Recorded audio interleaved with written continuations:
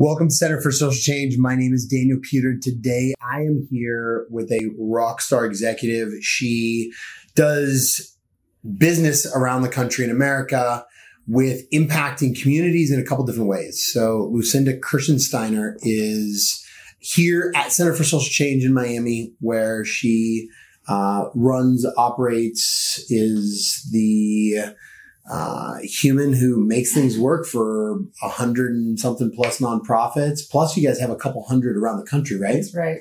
That's it. So, and then on the other side of the business in Colorado, you guys that's how you make your money. So then you can impact community. That's right. So how did you get into this? So 10 years ago, I did a master's degree at Colorado State University. I'm from Fort Collins, Colorado. 10 years ago, CSU launched a new MBA program called Global Social and Sustainable Enterprise, which is a mouthful. What we call it the GSSE program. And I remember being in a business seminar, something completely unrelated, and someone was on the business panel speaking about how we're training the new generation of business leaders, and someone from CSU was speaking about this program that they were about to launch. And I hit the person next to me. I said, that's what I'm going to do. I'm going to do that degree. So I was in the first cohort. It focuses on social entrepreneurship. At the time, it was focusing on social entrepreneurship in developing countries. And I completed that 10 years ago. I was in the first cohort, and it really changed the trajectory of my own career. And as a result of that, I started a nonprofit, and we support children with disabilities in South Africa through another social enterprise that's been around for 20, 30 years.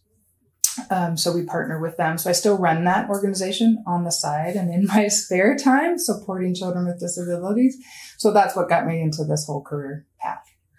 So in Colorado, I look at the social entrepreneurship side, and people know what an entrepreneur is, but a lot of people don't know what the social entrepreneur. On my LinkedIn stuff, I say my tagline is being a social entrepreneur. Can you explain what that is? Because I think a lot of people don't understand the context. Yeah. There's a lot of lingo and terminology that can be incredibly confusing. So we might say social enterprise, social entrepreneur, social impact. Personally, for me, how I define a social entrepreneur is someone who has a business mindset and a business model to make change in the world, to make positive social change. But you're using a business model. You're not necessarily using a traditional nonprofit or a charity model. So there's business elements to it. You for sure are doing that in all the work that you do. We here in Miami have pretty much a business model that supports nonprofits, and that's making social change as well. So it's social entrepreneurial. So those social entrepreneurs around the world are disrupting how things are done in the social sector. They have maybe a business model, and they're disrupting how communities are run, or whatever social problems they're addressing. They're really disrupting that and creating positive change. And they're probably partnering, but they're not necessarily relying on the government to do it for them. They're not relying on all the traditional avenues that you would imagine to solve those problems. They're creating it themselves, just as any entrepreneur would do. An entrepreneur wakes up and says, there's a problem in the world, and I'm going to go solve it. And that's what the social entrepreneur does.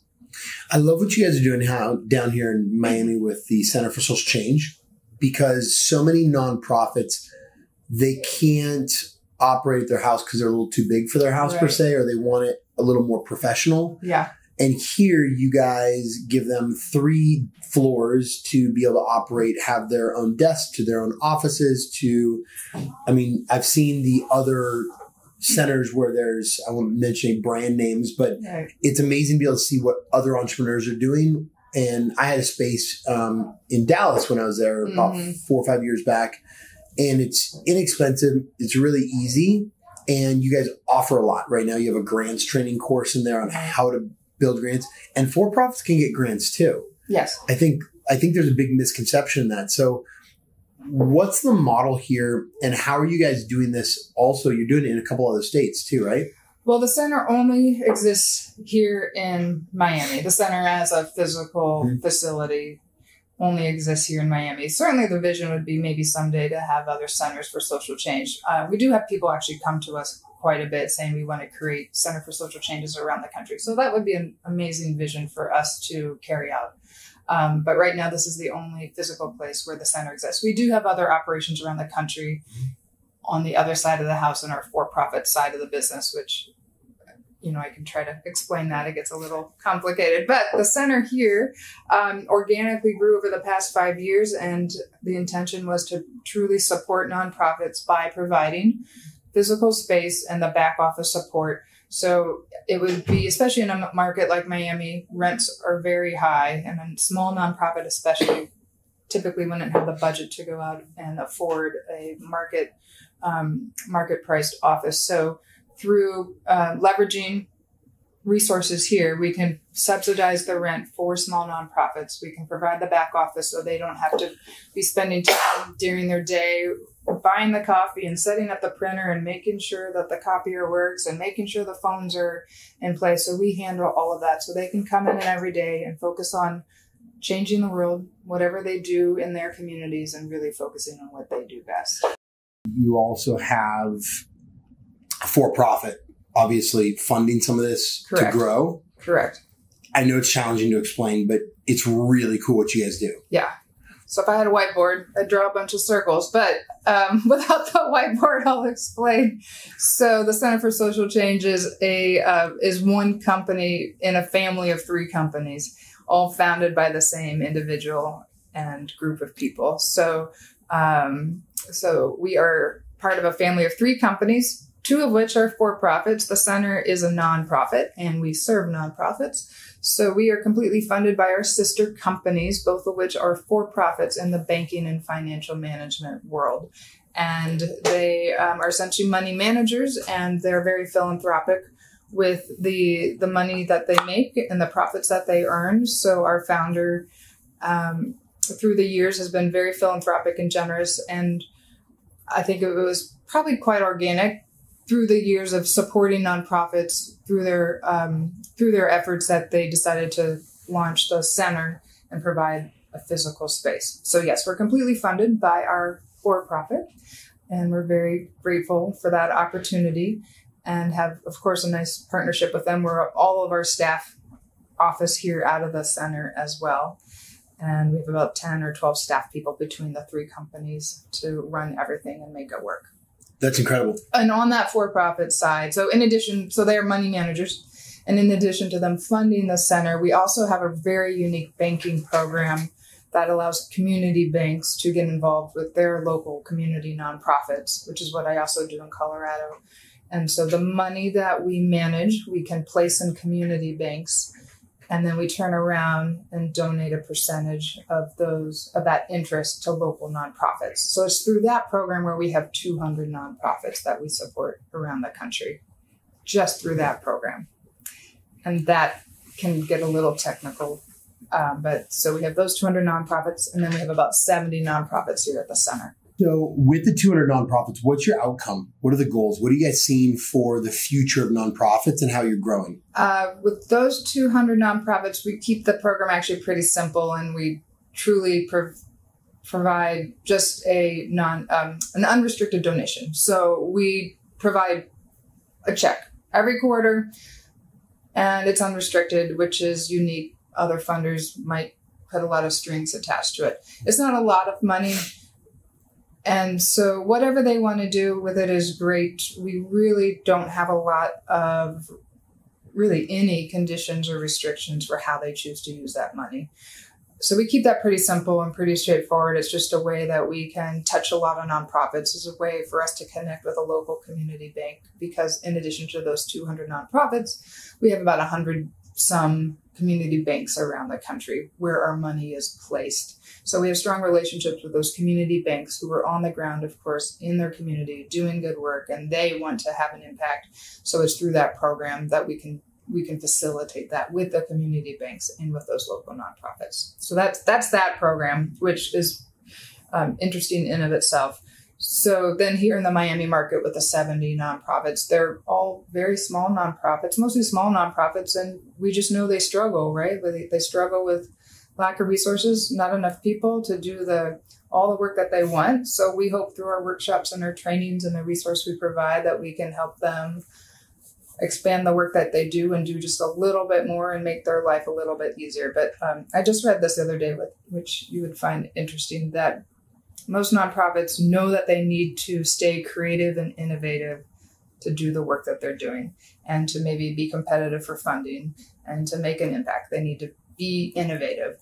They know that, but their staff, doesn't have the time or the knowledge or the understanding of how to do that. They're not equipped to be innovative. And I find that's a pretty interesting gap to fill. And maybe that's something we can do here, right? To help them bridge that gap, keep them innovative, keep them moving forward so they can have a bigger impact. One of your ladies this morning was talking about media, and she was asking the kids, hey, what school are you guys out of? Yeah. And it's interesting because I think a lot of nonprofits, they don't have the marketing or branding. Right. Like they're people with hearts. Of course. They're not necessarily like marketing and branding and salespeople and like futuristic, like looking at where the future of the markets are going, or grant writers. So they don't have that necessarily. They just want to serve and help. And it's awesome how you guys are giving them the foundation to not only do what they want to do, but do it to the best of their ability and grow and raise more money and bring on more staff so they can really serve and give back. Right. Absolutely. So that's that business mindset, which some of them are equipped with and some of them aren't. So we hope through maybe our workshops and trainings, we can equip them with some of that knowledge or skills to think like a business or to approach the work that they do, at least their organization, as a business, because those are all the things you as a business person have to think about, the branding and getting your word out there, getting your story out there. And they all do amazing work every day, but to translate that into brand and strategy can be difficult when you're in the weeds every day, just trying to make a difference. Yeah. I look at a lot of their websites a lot of times, and it's not really telling a story. Clear. And there's not a lot of updates. There's not a lot of consistency on it. Yeah. So it's interesting on the brand side of it. And what you guys bring to the table is outside perspective from companies they're doing it. Right. And creating this. So it's really awesome. Right. How did you get interested in social entrepreneurship? Because that's not like the norm. Yeah, so it's through that degree, the MBA that I did. I always have had a business mindset and am a heart-based helper person, and I could never figure out how to marry the two. So for a number of years, I had a coaching practice, and I was coaching people all day long in their business and in their career. And so that was a way for me to marry the two, but it wasn't quite scratching that itch for me. So when I did the social entrepreneurship MBA, my world finally clicked and everything came together. I'm like, oh, there's an actual model out there, a framework in which you can do business and make a difference. So that's the social entrepreneurship. And I find it fascinating, especially in developing countries and how in very low resourced settings, how entrepreneurs are so innovative and creative and making a difference in their community. So that's how I got into it and being exposed to social entrepreneurs. So by starting the nonprofit in Africa, being exposed to one of the top social entrepreneurs truly in the world in the disability sector, and by having a direct connection with her, I'm just truly inspired every day by the work that she does and that these top social entrepreneurs do. So I don't necessarily consider myself, I partner really well with social entrepreneurs, and I am more probably of a support to social entrepreneurs and want to support them in doing the amazing work that they do. Where do you see the future of nonprofits going? They have to really be business minded and figure that out and find alternative funding streams. We're tasked with that ourselves as an organization, figuring out funding streams that aren't reliant on a funder or on a grant or on donations. So getting creative, of course, all the metrics, everything, of course, is moving in that direction, has been for a while, but the evidence-based studies and research where you can demonstrate the stories. So if you have the stories, if you can tell the story and then back it up with all the data, all the funders, that's what they want to know and that's what they want to see, the metrics. And then, of course, all the technology that goes behind that. There's some amazing technology that's being developed to help with the data and help with the metrics and measuring all of that, certainly on the communication side of things and social media. So being data-driven and then using those platforms and technology that is being developed to support all of that. And it's hard when you're a small nonprofit. You only have 4 or 5 staff people. How in the heck do you have experts in all of those areas? You can't. It's close to impossible. So as a kid, yeah, were you interested? What were your interests? Like, I was not very developed as a kid. I didn't have a lot of... I went to an all-girls school from the time I was in preschool to senior year. It was an amazing educational opportunity. I was in a class of 45 girls. I graduated with 45 girls, non-denominational, in Columbus, Ohio. And it really shaped me and formed me, but I did not have mentors. I mean, I had people all around me, but I didn't know how to tap into that. I was shy. I didn't know that I could reach out and have a mentor or even like turn to a teacher. So I didn't really have anyone personally developing me or taking a personal interest. So it took me a long time to figure it out, a long time. And it wasn't until after college and well into my 20s. So I didn't understand that either as a kid. Like nobody ever came to me and said, "Oh, this is what a mentor's for." Yeah, like, I mean, I had amazing parents, and they were great, but they didn't play that role with me. Like, I got through life a nice, healthy life, but I didn't really have anyone taking that personal interest in me. On occasion, coaches, because I played a lot of sports, and so the coaches. What were your favorite sports? I excelled at lacrosse. I played field hockey, basketball, and lacrosse, but I excelled at lacrosse, and I played those in college as well. Nice. Yeah. So lacrosse was my thing. Yeah. So lacrosse isn't a huge thing when I grew up in California. Right. It's not a big thing on the West Coast of the United States. I moved to LA after college, and I helped do some coaching there. Like at that time, the club sports were starting to pop up at the college level. So I helped at UCLA just do their club sport for women's lacrosse. And then when I was in Colorado, same thing, just helping with women's lacrosse. Yeah. And now in the West, it is far more popular. Yeah. So as a kid, you went to all girls school. Like, was there a challenge and how did you overcome it? Like, how did you start to understand how to overcome challenges? I didn't. I'm not kidding. Like, I'm sure there were challenges around me all the time. I just somehow was kind of under the radar and figured it out on my own. I truly don't know. If I had tapped into other resources, I could have really rocked it. I mean, I was a good student. I was a good athlete, and then went to a really very prestigious college and made it. It was fine, but I don't know. I mean, there were a lot of family challenges around me, and I probably could have handled all that a lot better if I had a little bit more. If I knew that there was probably things I could tap into. So I don't know. It's crazy because I'm in the same thing. Like I made it to where I'm at because I only started to understand how to utilize mentors when I was like 26, 27. Yeah. Right. And I'm like, maybe a little bit younger, maybe like 20, 24, 25. And I'm like, how the heck, like, why don't they teach this in school as a kid? I know now I'm teaching it to my kids to make sure that they understand it. But it's just interesting to be able to see that a lot of people don't, even our kids, sometimes they're like, with working with new groups, they're like, well, how do I get a mentor? And I'm like, let me just introduce. And I walk to somebody and I go, hey, my name's Daniel Pewter. I shake your hand and I'm like, can I take you to coffee? Yeah. And start building that relationship. A lot of people I see, and I'd love your opinion on this, what you're seeing with the nonprofit is a lot of people in the nonprofit world go serve. Like they love serving. Yeah.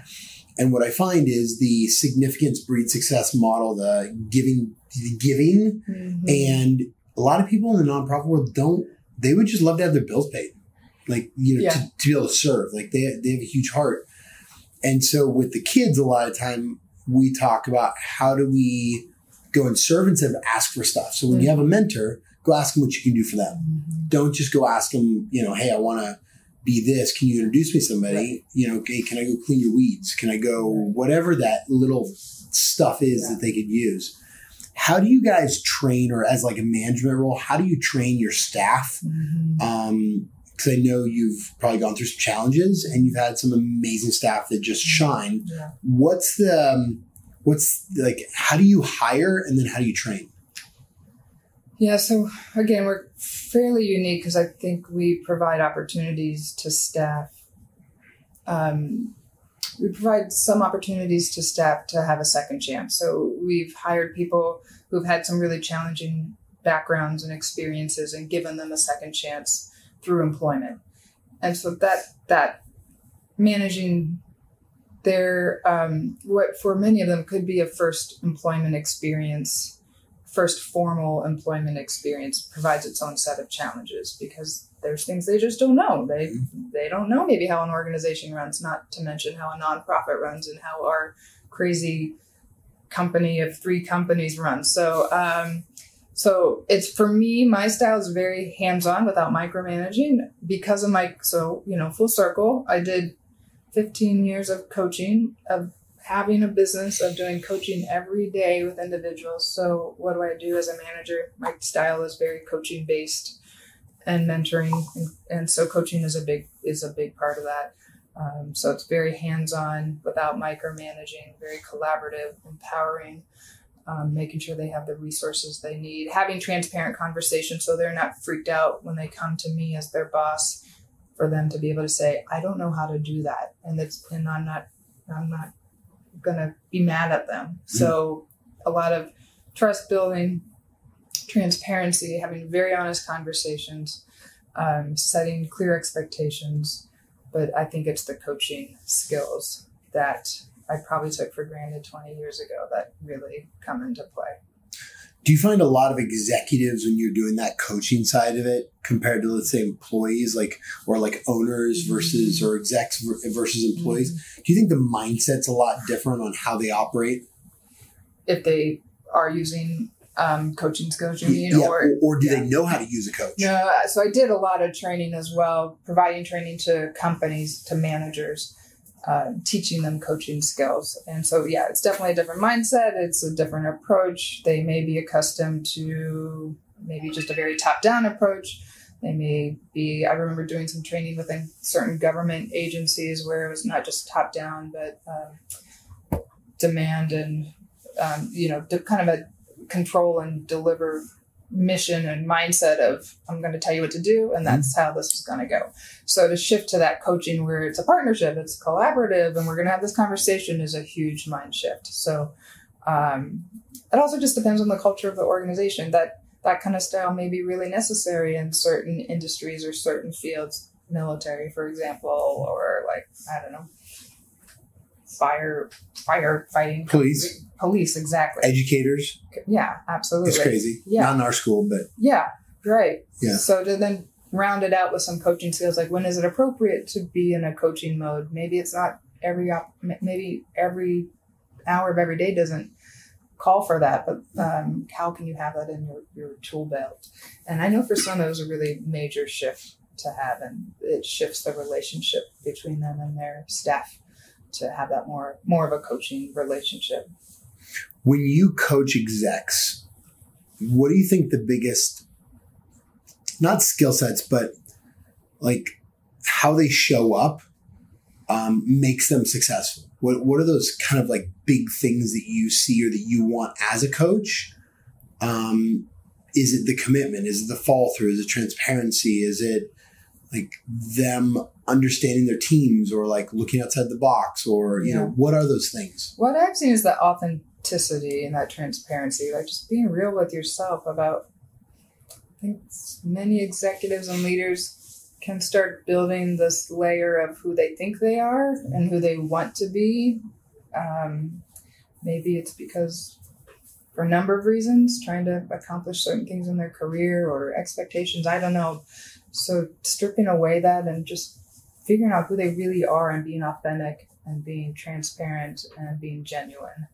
A lot of times with execs, I feel like I'm talking to a stand-in or someone that's some other image they've created that's not really who they are. And I'm sure it can be really scary to strip that away and to get to who they really are because they've probably built a whole career around that particular image. So call it ego or call it whatever you want. I think that is a big obstacle. So I see the ego side of it, and I see that a lot. And a lot of them are very surfacey, and they're very good at what they do. Mm-hmm. So day-to-day ops, running the actual company. Mm-hmm. But I find the ones that are really connected to maybe their heart or to a purpose or to, they have that vulnerability side of it where they can really be real through through their employees or staff or culture or whatever that is. I find that there's a lot more, the culture is a lot happier and a lot healthier, and there's a lot less turnover. Have you seen that? Mm-hmm. When the owners or the execs are really connected to everybody? Absolutely. And it takes time to do that. It takes more time. Many of them might be just on autopilot doing what they think they should be doing. And it just takes more time to have that style or to be more of yourself. So it requires a pretty very intentional shift or mindset to be in that space. And I have to catch myself too, all the time. So last question on your outcomes, let's say 3 to 5 years for nonprofits around the country here in Miami with Center for Social Change. What do you guys need? Mm-hmm. Because if somebody's listening to this, they might be like, hey, I have this resource and this resource, or I want to be involved, or I want to come donate, or I want to, serve with one of the nonprofits. Like, how do I come pick a nonprofit? What do you guys need from outside people or people inside to really make this grow to the next level? Because I know you guys are looking at the future right now, like the next 3 to 5 years. For sure. So what are those needs and where do you think it's going? How do you need help? Yeah. So thank you for asking. So this is great for a nonprofit to be asked, what do you need? Because we're serving nonprofits all day and to actually have to be able to voice what we need. So let's see. Of course, we want to fill the space that we currently have with amazing, awesome people, more people like yourself. So we're always looking for new members, of course. We're always looking for new clients or customers who want to rent out the space. We have fabulous event space. But a bigger picture, looking to establish, I think, some longer term partners, community partners that could look like a number of things and that could be formatted in a number of ways. But maybe it's a community organization that wants to have a bigger presence in the community and they really want the center to be kind of their, not just their space, but kind of their partner in making that happen. So establishing a couple community partners, also looking for like a university or some sort of educational institution who might want to partner with us and again, maybe be housed here and run their programs here. So that's a very specific partner we're looking for. Down the road, we could create another space. We could maybe have a satellite location. We could have maybe another location in the Miami community, since we're right now in Coral Gables, which is more of an affluent setting. Maybe we are community based with another location and another site. So that would require a number of community partners. And we don't have that vision really formalized right now, but I guess I can just plant that seed and hope that the right people will show up just through us starting to talk about it. And we do have people come to us and they want to replicate what we do. So we're very open to sharing what we do and having some sort of formal relationship with other people in the region or the state who would like to develop some version of their Center for Social Change. We're always open to that. It's really interesting the resources you guys have compared to other centers. And what I've seen is other people could come and even like you probably give them the model, right? You're like, hey, go do it. But what's most interesting is if somebody was super smart and they were like, I want to partner with you guys on another center for social change instead of creating just my version of it, because the resources you guys have and the knowledge and the relationships, not only in Miami, but nationwide are huge. So so don't reinvent the wheel or there's no reason for anyone to have to learn the hard way. We're also part of a larger network of nonprofit centers around North America.